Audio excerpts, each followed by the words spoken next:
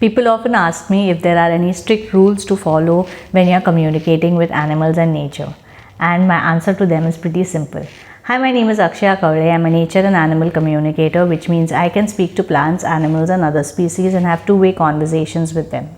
Animal communication, like I've repeatedly mentioned, is an extremely personal practice, which means that what works for me may not work for you and vice versa.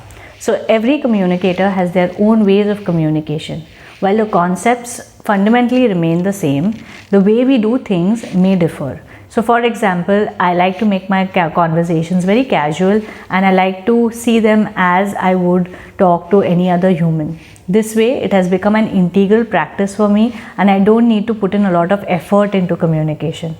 While there are equal number of communicators who really like to take their time, create a safe space, meditate, ground themselves, close their eyes and make an entire process and routine out of it.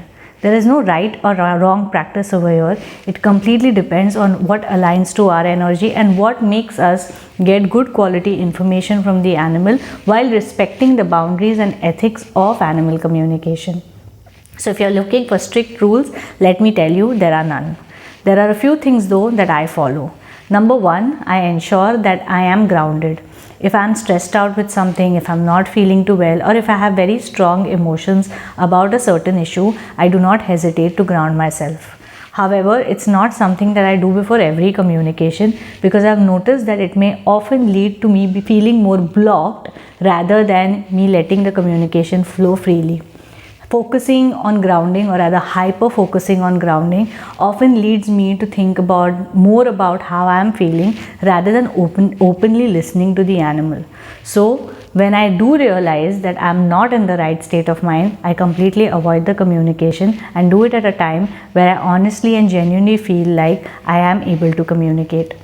Another thing that I follow with my communication is asking clearly what the human wants to know and sticking by the questions as well as by the background information that the human has given. This way, I'm ensuring that I'm not intruding upon the personal space of the animal or the human. However, I do allow the animal to share whatever they wish to share without digging in for information.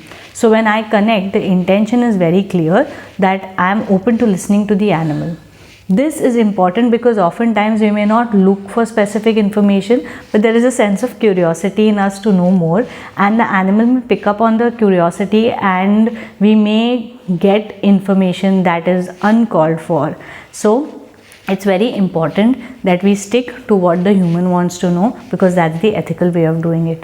Number 3, please ensure that you have explicit permission from the humans of the companion animals before you get into communicating with them.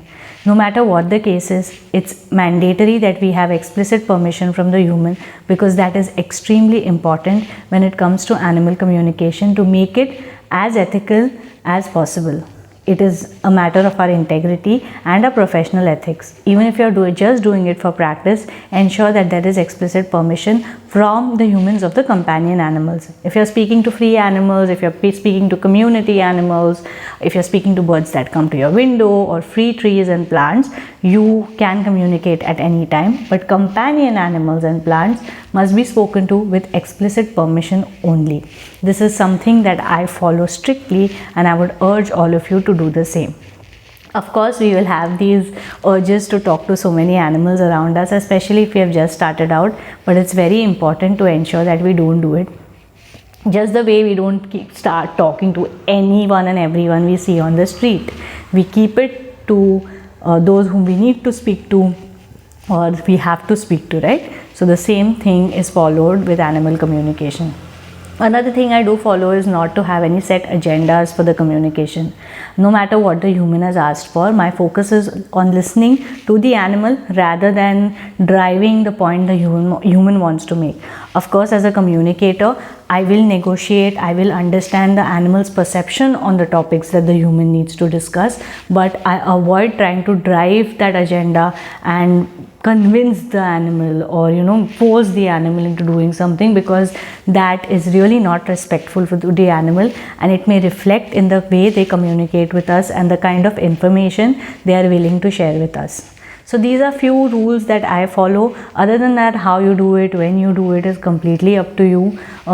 Do everything respectfully, just the way, there are certain rules we follow for everything that we do when we are working, when we are studying, when we are reading.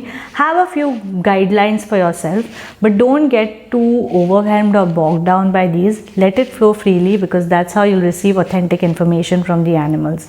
I hope you enjoyed watching this video and found it helpful. If you did, mention it in the comment section below. What are few certain guidelines or rules that you follow for yourself, so that we can all learn from each other's experiences. Until the next video, bye bye.